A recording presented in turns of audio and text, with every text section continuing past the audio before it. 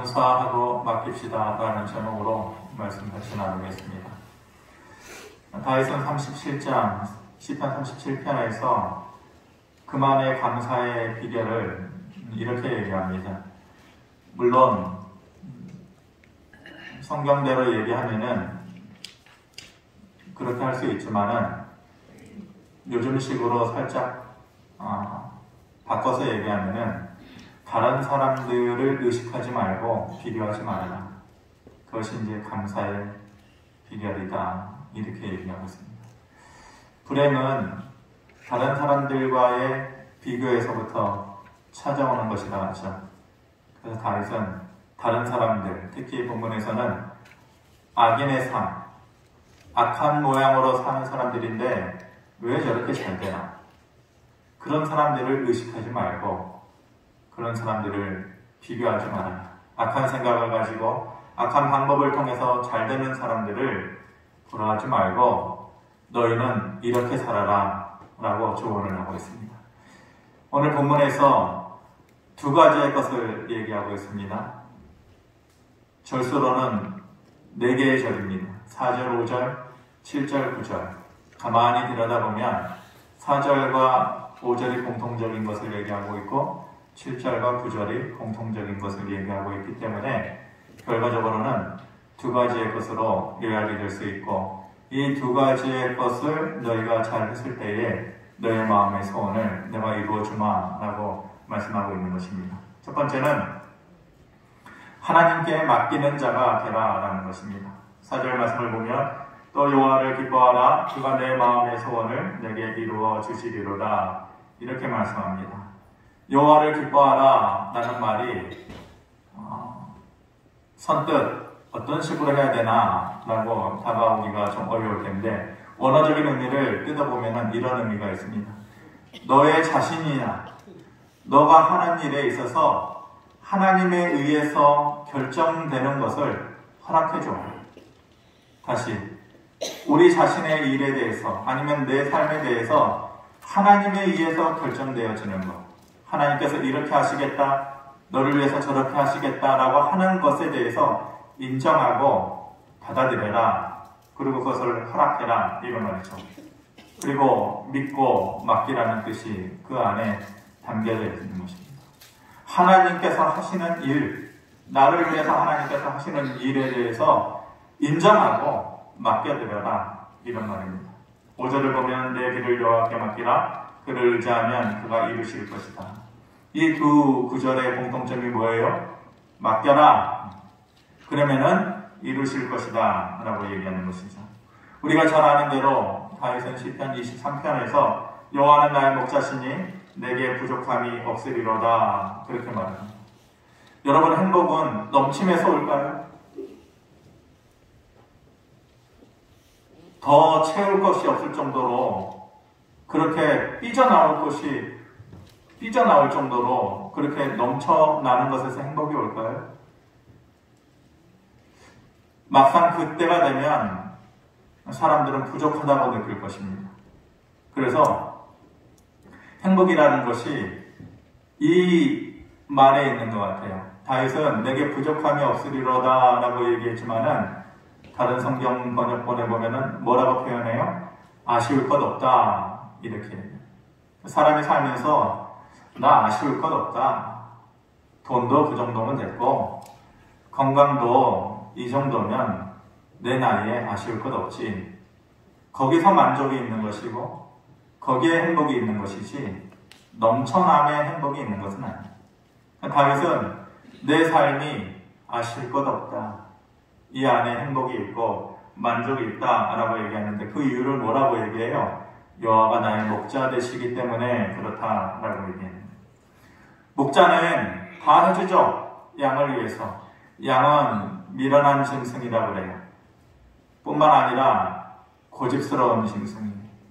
그래서 어찌할 도리가 없어요. 그런데 그런 양을 위하여서 목자는 다 해주는 거죠.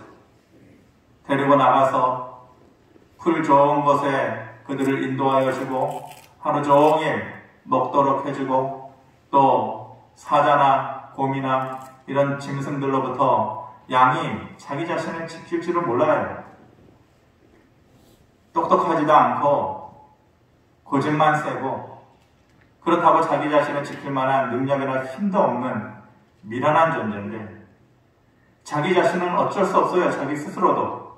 그런데 그런 연약한 존재를 위하여서 목자는 자기의 목숨을 다해서 외부의 세력으로부터 그 양을 지켜주는 목자가 다 해주는 거예요. 양을 위해서. 그러니까 다윗의 감사의 비결은 그런 목자 되시는 주님이 계시기 때문에 다 맡겨드린다. 내가 아니라 그분이 하시는 일에 대해서 인정하고 다 맡겨드린다. 맡긴다라는 말이 어떤 의미를 가지고 있다고 그랬어요? 산꼭대기 언덕에서 돌을 굴려내리는 거예요. 큰 돌을 꼭대기에서 굴려내려요. 그러면은 내 손에서 떨어지는 순간 그 돌은 내가 제어할 수가 없어요. 요만한 조그만한 돌멩이가 아니라 큰 바위 덩어리이기 때문에 꼭대기에서 그 바위를 떨어뜨리면 내 손을 떠나는 거예요. 그게 맡긴다라는 거예요. 어떤 사람들은 내 손에서 그 돌이 떨어져 나가는 순간에 이거 어떡하냐 이러는 사람도 있겠죠. 하지만 그러지 말라는 거예요. 맡긴다라는 것은 이제 어쩔 수 없군요. 저 돌은 내 손에서 떨어져 나가서 저렇게 가속력을 가지고 바닥으로 치닫고 있으니까 내 힘으로는 어쩔 수 없어요. 이제 당신이 하십시오. 그게 맡긴다라는 거예요. 이제 어쩌냐? 이제는 죽겠다. 이게 아니고 이제는 내 손에서 떠났으니까 당신이 하십시오. 그리고 그 하나님께서 하시는 일에 대해서 내게 선한 일을 베푸실 것을 기대하고 그것을 믿는 마음을 가지는 것이. 그래서 전적으로 하나님을 의지하는 것, 그게 맡기는 것이죠. 두 번째로 너희가 어떤 마음을 가지고 있을 때에 우리의 마음의 소원을 이루어 주신다고 하십니까? 첫 번째는 하나님께 그렇게 맡기는 것이고, 두 번째는 기대하고 기다리는 자가 되는 거예요. 하나님의 하실 일에 대해서. 7절 9절에 이렇게 얘기합니다. 여호와 앞에 잠잠하고 참고 기다리라. 자기 길이 형통하며 악한 꾀를 이루는 자 때문에 불평하지 말라. 삶이 이래 되고 저리 되고 그런 것 때문에 불평하지 말고 자불안석하지 말고 참고 기다리라. 9절에도 진실로 악을 행하는 자들은 끊어질 것이나 여호와를 소망하는 자들은 땅을 차지할 것이다. 여호와를 소망하는 자들이 뭐예요? 여호와를 기대하고 또 기다리는 자들을 얘기하는 것이에요. 무엇을 어떻게 기다리라고 합니까? 다윗은 시편 23편에서 끝자락 6절에서 그렇게 얘기해요. 뭘 기대하라는 거예요? 내 평생의 선하심과 인자하심이 반드시 나를 따르리니 그거를 기대하는 거예요. 다윗의 평생 동안에 하나님께서 내 자신과 내 자신의 삶에 대해서 반드시 평생의 선하심과 인자하심을 내게 허락하실 것이다. 그것을 기다리는 거예요. 그것을 기대한다는 거예요. 다시 자기 인생을 돌아보면서 내 인생 실패하지 않았다. 내 인생에 아쉬울 것이 없었다라고 말하는 두 가지 비결이 뭐예요? 첫째는 하나님께 맡겨드리는 거예요. 그리고 기대하고 기다리는 거예요.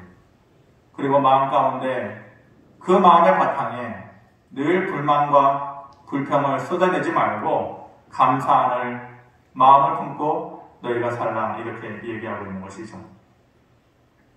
주중에 어떤 분을 통해서 책 한 권을 소개를 받았습니다. 보통 책은 다작을 하는 사람도 있고 요즘은 책이 잘 팔리지가 않아요. 그래서 책 쓰는 사람들도 많지가 않은데 사람들이 책을 안 읽으니까 그렇죠. 이분의 책을 어떠한 일이 있어도 꼭 읽어봐야겠다라는 마음이 들어서 이분의 책을 잠깐 소개를 해드립니다. 양순자, 지금은 돌아가신 분인데 양순자 저자가 쓴 어른 공부라고 하는 책입니다. 여러분들도 한번 아시는 분들도 있으리라 생각이 듭니다. 왜 내가 이 책을 좀 꼭 봐야겠다라고 생각을 했냐면은 이분이 30년 동안 교도소에서 사형수들만을 상담해온 분이에요. 종교위원이라고 이렇게 부르더라고요. 근데 돌아가셨는데 30년 동안이니까 얼마나 오랜 생활, 사형수들을 만나고 그들의 인생을 살펴보고 또 얘기를 나누고 그렇겠어요. 그런데 대기업에서 이런 분들을 모셔다가 이렇게 강의를 듣잖아요. 그런데 오랫동안 그분을 모셔다가 강의를 들었는데 그 기업에 있는 사람이 궁금하더래요. 아니 30년 동안 사형수들을 상담을 했으면은 이런 데 와가지고 그 사람들의 삶의 얘기, 그 사람들의 인생의 실패 얘기, 그런 얘기 얼마나 많냐고.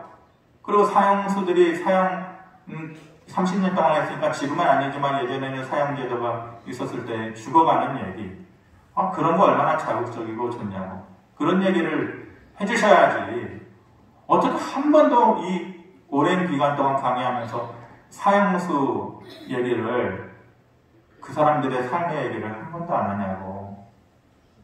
그랬더니 그분 얘기가 그 사람들이 다 죽어갈 만한 사람들이라고 생각하겠지만 나름대로 다 삶의 의미와 가치가 있는 분들이에요. 그런데 내가 어떻게 감히 강의의 소재로 이 사람들이 이런 죄를 짓고 이렇게 살다가 이렇게 죽었더랍니다 라고 어떻게 강의 소재로 감히 그 사람들의 삶을 얘기하겠냐고. 나는 그저 30년 동안 그들에게 배운 것, 오히려 그들에게 배운 것을 여러분들에게 전달해 드릴 뿐이라고. 이렇게 얘기를 합니다. 그래서 여러분들은 어떻게 느끼실지 모르겠는데 강의를 하는 사람은요, 강의 소재에 굉장히 목말라 합니다. 그래서 어떤 곳에 가가지고 강의를 할 때에는 강의에 딱 적합하거나 아니면 그거보다도 조금 과장된 내용이라 할지라도 그 소재를 자꾸만 만들어내는 것에 집착을 하게 되죠. 집착. 그런데 그러한 소재를, 그 소재의 유혹을 뿌리치고서 그들의 얘기를 하지 않는다라는 것이 이분이 진짜구나. 정말로 어른 공부 제대로 하신 겁니다. 어른이라고 겉모양만 어른이 된, 어쩌다가 어른이 된 우리들에게 지대로 진짜 공부시켜 주시는 분이겠구나 싶은 생각이 딱 들더라고요. 이번에 얘기 가운데에 그래서 기억에 남는 얘기가 하나 있어요. 뭐냐면은 사람은 아파서 죽지 않아요. 단지 그 사람의 때가 되면 죽는 거예요. 이렇게 얘기해요. 거시로 보면은 참 맞는 말이에요. 사람이 아파서 죽지 않는다. 물론 아파서 죽죠.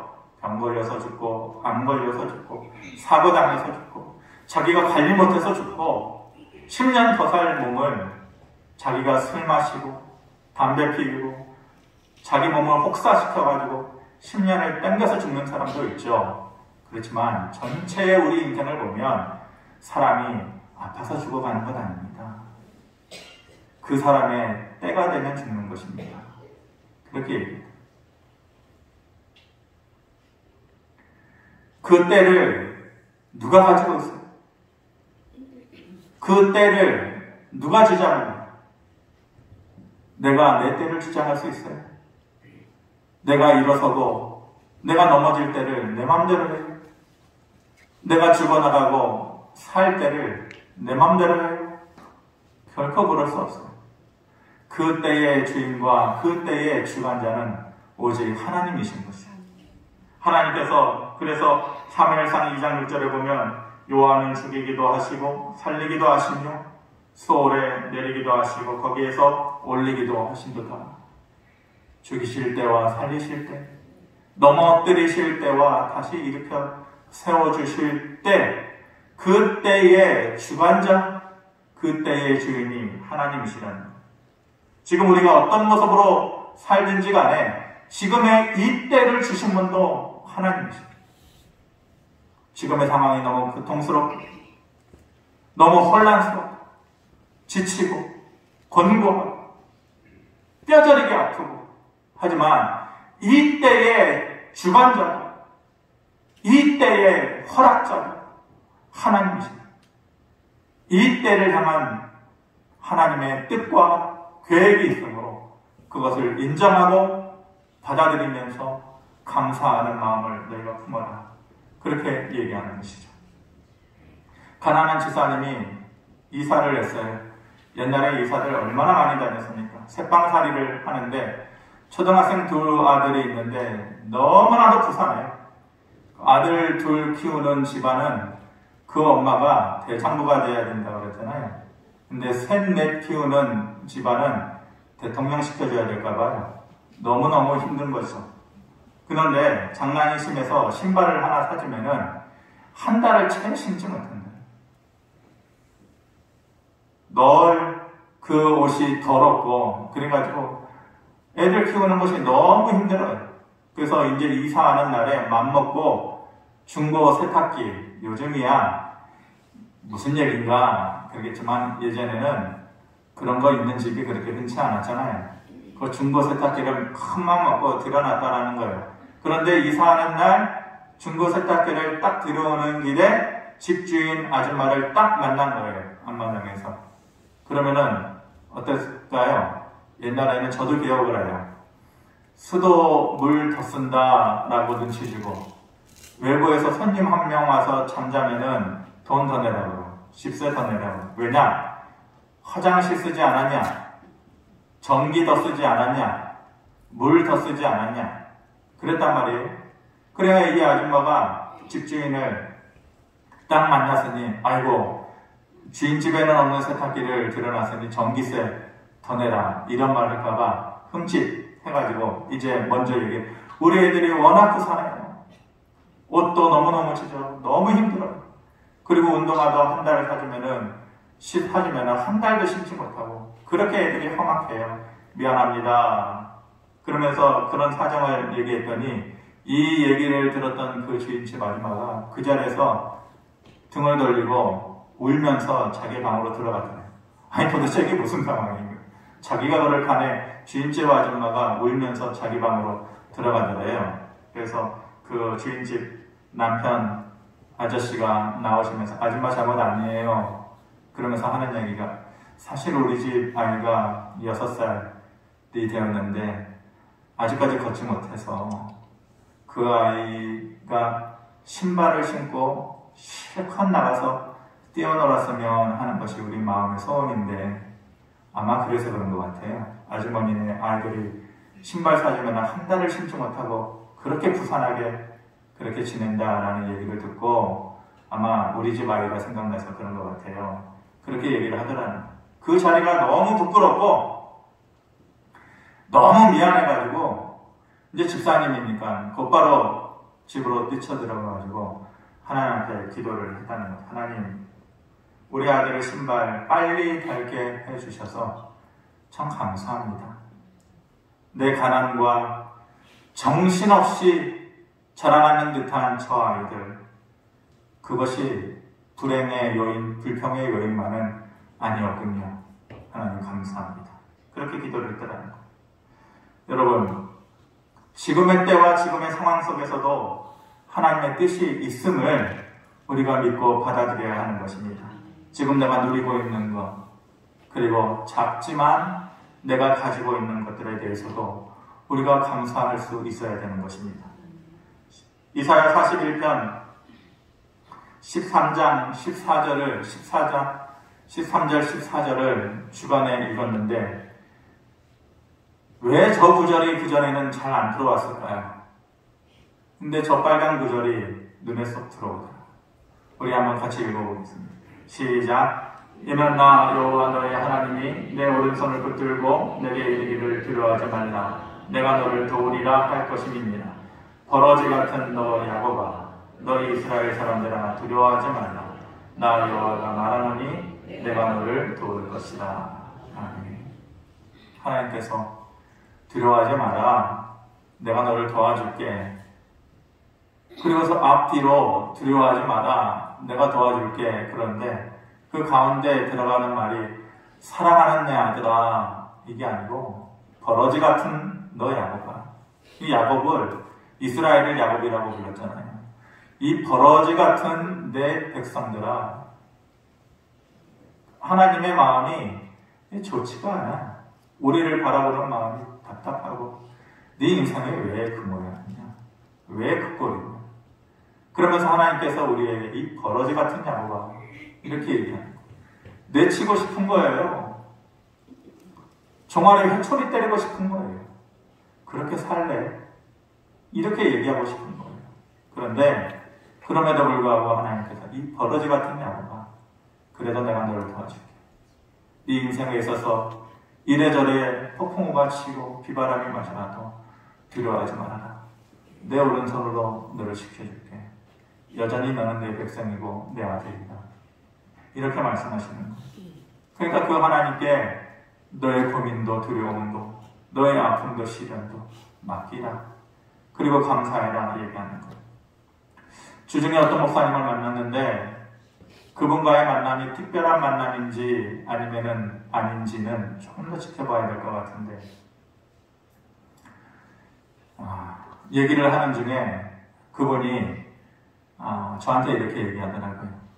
목사님, 성령님을 의지하세요. 아니 내가 성령을 몰라요?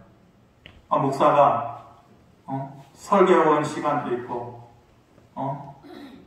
성경을 읽은 시간도 있고 그런데 성령을 모르냐고.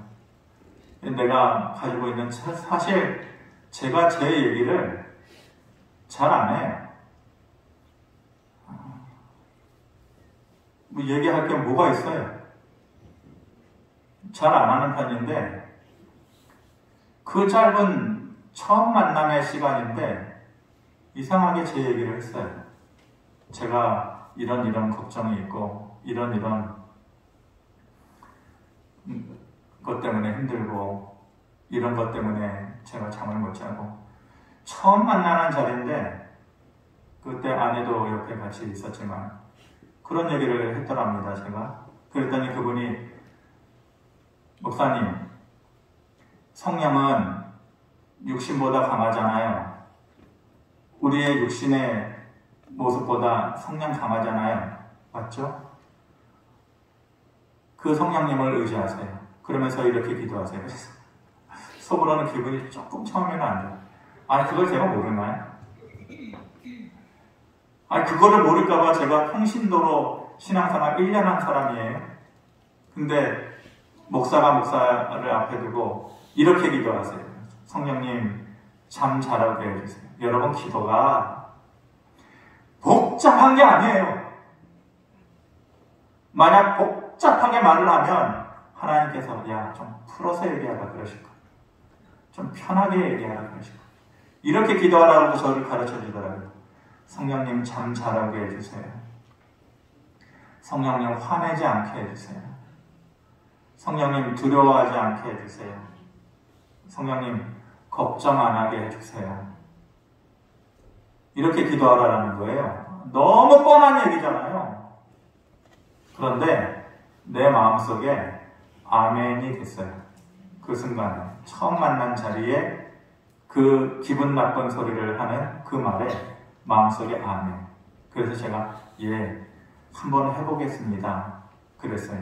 그래서 제가 며칠 동안 쑥스럽지만 가르쳐준 대로 하고 있어요. 성령님 잠 잘 오게 해주세요. 성령님 걱정 안 하게 해주세요. 두려워하지 않게 해주세요. 조금 더 봐야 될 것 같아요. 성령님께서 어떻게 역사해 주실지는. 근데 여러분 제가 드리고 싶은 마음은 제가 그분의 말이 자칫 기분 나쁠 수 있잖아요. 근데 그 순간에 한번 해보자. 그래. 그런 마음이 들더라고요. 제가 여러분들한테 드리고 싶은 얘기가 그거예요. 한번 해보시기를 바래요. 하나님께 맡기고 기대하고 기다려보시기를 바래요. 수영을 하면 제가 여러분 운동을 못하게끔 생겼잖아요. 비웃듯이 보시지 마시고 운동을 잘 했습니다. 그리고 빨리 배우고 남들보다 또 잘했어요. 모든 종류의 운동을. 그런데 유독 예전에는 이제 돈이 없으니까 무조건 혼자 배우는 거죠. 눈썰미로. 돈 주고 배우는 거를 잘 못했어요. 잘못한 게 아니라 아예 못한 거죠. 웬만하면은 눈썰미로 다 배워서 남들만큼 하든지 남들보다 잘하든지 그렇게 했는데 유독 안 되는 게 수영이에요. 아무리 하려고 해도 수영 혼자 깨우치는 것이 이렇게 하라 저렇게 하라 얘기하는데도 안 돼요. 안 돼. 아무리 해도 목에 힘만 들어가고 담 걸리고 그래서 안 되더라고요. 근데 수영은 나중에는 제가 그래서 돈을 주고 배웠잖아요. 목에 물에 안 빠지려고 몸에 잔뜩 힘을 주고 있으면 점점 빠져들어요. 배영으로 이렇게 누워가지고 하는 수영, 그냥 막 귀에 물 들어가고 가만히 있으면 코에 물 들어갈 것 같아가지고 허둥지둥 그냥 막 어깨에 힘 바짝 쥐고 그러면은 자꾸만 빠져들어가요. 그런데 해보셔요. 무용 다 하신 분들은 이해하시겠죠. 가만히 가슴을 더 편하게 하늘을 향해서 쭉 펴고 목을 뒤쪽으로 쫙 힘을 빼고 누우면은 자연스럽게 떠요. 물에 내 몸을 맡기는 거예요. 자기가 발버둥 치고 어떻게든 떠보려고 하면 점점 가라앉아요. 인생에 있어서 물에 가라앉는다는 건 뭘 얘기해요? 죽는다라는 거예요. 실패한다는 거예요. 내가 바등바등 힘을 주면 그럴수록 빠져들어가고 그럴수록 힘이 들어요. 어떻게 하나요? 하나님께 맡기라는 거예요. 하나님께 맡기고 기다려보라는 거예요. 토레이 목사님이 자기의 인생에서 경험한 일을 책에서 이 내용을 소개를 해주셨어요. 미시간주에 풍랑이 일어서 배가 한 척이 파손이 됐는데 사람들이 다 죽어가는데 기적적인 일이 일어났어요. 한 수영 선수가 뛰어들어가가지고 국가적으로 어려운 일이 있어서 마음이 아프지만은 한 수영 선수가 뛰어들어가가지고 23명을 살려내요. 그 빠져 죽어가는 사람들을 23명을 살려내요. 얼마나 그냥 신문에 대서특필이 되고 사람들이 얼마나 큰 사건으로 이해를 하고 받아들였겠어요. 유명한 사건이 되었죠. 그리고 시간이 한참이 지났어요. 이 토레이 목사님이 그때의 설교 중에 그때의 사건을 소개를 하면서 그 당시에 이런 일이 있었던 거 다 기억하시죠? 한수영 선수가 23명의 죽어가는 생명을 그렇게 살려냈습니다. 라는 설교 내용을 하고 이제 집회가 마쳤는데 나이 지긋하게 드신 분이 목사님 앞에 찾아오더래요. 어쩐 일이세요? 그랬더니 목사님 그때 수영 선수가 저예요. 아이고 그러시냐고 어떻게 이렇게 반가운 만남이 있냐고 제 방으로 가서 잠깐 좀 얘기 좀 하자고. 그래서 그분하고 가가지고 방에 얘기하는데 궁금한 게 있는 거예요. 그렇게 23명을 살려내고 나서 어떤 변화가 있었어요? 당신의 그 이후의 삶 가운데 아주 인상 깊은 마음의 감동을 받을 만한 그런 일이 있었나요? 그 사람들과의 관계 가운데에서? 그랬더니 이 나이 지긋하게 그 23명을 살려낸 그분이 그런 거예요. 내 인생에서 그 일로 인해서 감동스러운 일이요? 아니요. 한 사람도 나한테 고맙다고 말한 사람이 없더라고요. 고맙다고 카드 한 장 쓴 사람도 없더라고요. 그것이 내 마음에 좋은 인상이 아니라 나쁜 인상으로 남았습니다. 그 얘기를 하더라고요. 참 씁쓸하죠. 토레이 목사님이 하는 말이 어떻게 사람들이 그럴 수 있을까? 그러면서 감사도 그때 하지 않으면은 못하는 거구나. 안 되는 거구나. 며칠이 지나면 잊어버리고 단 몇 시간이 지나도 잊어버려서 못하게 되는 것이 감사구나. 지금의 때를 감사하지 못하면 다른 날에 감사해야지. 지금의 때를 감사하지 못하고 다른 날에 감사할 것 같아요? 못해요. 몇 시간만 지나도 그 마음이 사라져버리는 것이. 우리가 지금의 때를 허락하신 분이 하나님이시라는 것을 믿으면 지금 감사할 수 있어야 되는 것입니다. 비록 지금 아프죠. 지금 힘들겠죠.